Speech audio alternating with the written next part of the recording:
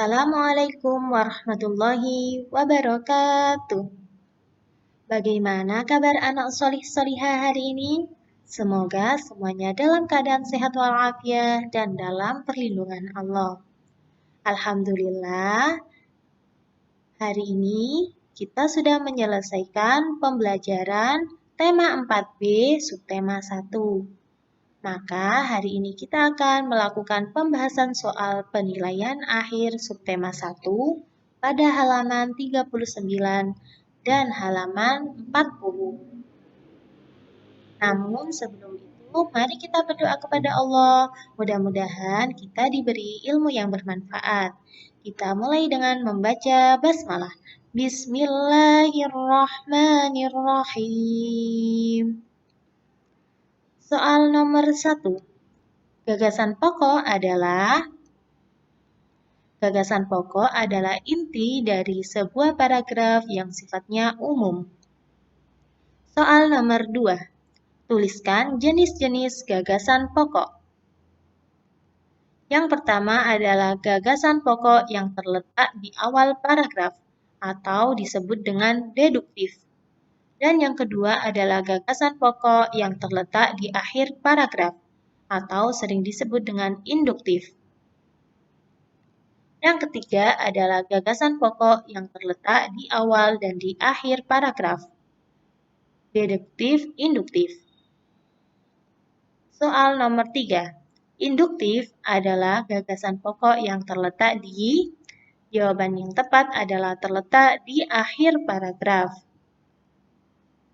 Soal nomor 4. Gagasan pendukung merupakan...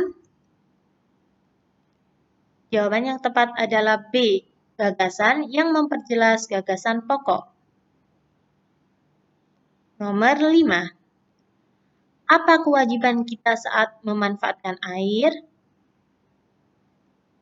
Jawaban yang tepat adalah menggunakan air secukupnya. Tidak mencemari sumber daya air atau sungai dan laut. Nomor 6. Salah satu hak kita sebagai masyarakat adalah, ingat ya, hak adalah sesuatu yang kita dapatkan atau kita peroleh. Maka jawaban yang tepat adalah A, bertetangga. Karena siskamling, ronda, dan kerja bakti adalah kewajiban kita sebagai masyarakat. Soal nomor 7. Setiap anak berhak untuk mendapatkan titik-titik dari kedua orang tuanya. Berhak berarti yang didapatkan oleh anak ya. Maka jawaban yang tepat adalah kasih sayang, perlindungan, dan pendidikan. Nomor 8. Kerja bakti dapat menciptakan sikap. Jawaban yang tepat adalah D, kebersamaan. Pembahasannya, kerja bakti dilakukan secara bersama-sama dengan saling membantu. Soal nomor 9. Ketika menjemur pakaian, berarti energi matahari berubah menjadi... Jawaban yang tepat adalah panas. Karena panas dari energi matahari membuat pakaian yang dijemur menjadi kering. Nomor 10. Perahu layar dapat bergerak memanfaatkan energi dari angin. Perahu layar bergerak ke laut memanfaatkan angin darat dan bergerak ke darat dengan menggunakan angin laut. Soal nomor 11. Angin dimanfaatkan sebagai sumber energi listrik dengan bantuan A. Kincir angin. Pembahasannya, kincir air digunakan untuk memanfaatkan air menjadi sumber listrik. Yang kedua, panel surya digunakan untuk memanfaatkan sinar matahari menjadi sumber listrik. Soal nomor 12. Makanan yang dikeringkan dengan dijemur di bawah cahaya matahari dapat menjadi titik. Jawaban yang tepat adalah D, awet.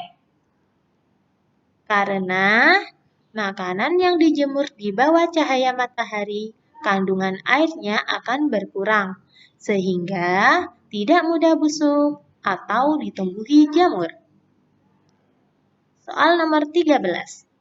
Sayuran dan buah-buahan banyak dihasilkan dari daerah. Jawaban yang tepat adalah dataran tinggi. Wilayah dataran tinggi berhawa sejuk dan memiliki tanah yang subur, sehingga dapat dimanfaatkan untuk pertanian sayuran dan buah-buahan. Soal nomor 14. Tuliskan sumber daya alam yang banyak dihasilkan dari Pulau Kalimantan. Jawaban yang tepat adalah bahan tambang dan kayu. Karena sumber daya alam yang banyak dihasilkan di Pulau Kalimantan adalah bahan tambang seperti minyak bumi dan batu bara, serta kayu, hutan, dan rotan. Soal nomor 15. Tumbuhan yang paling banyak dijumpai di daerah pantai adalah A. Kelapa. Karena di daerah pantai juga biasanya banyak ditumbuhi pohon bakau. Tumbuhan teh banyak dijumpai di daerah pegunungan. Sedangkan tumbuhan karet di dataran tinggi. Nomor 16. Makanan tersebut berbahan dasar daging. Karena makanan tersebut adalah sate. Untuk nomor 16 sampai nomor 20 bonus. Demikian pembahasan soal penilaian akhir subtema 1 pada halaman 39 sampai 40. Jazakumullah khairan sudah menyimak video ini. Semoga ilmu kita bermanfaat. Ustazah akhiri, wassalamualaikum warahmatullahi wabarakatuh.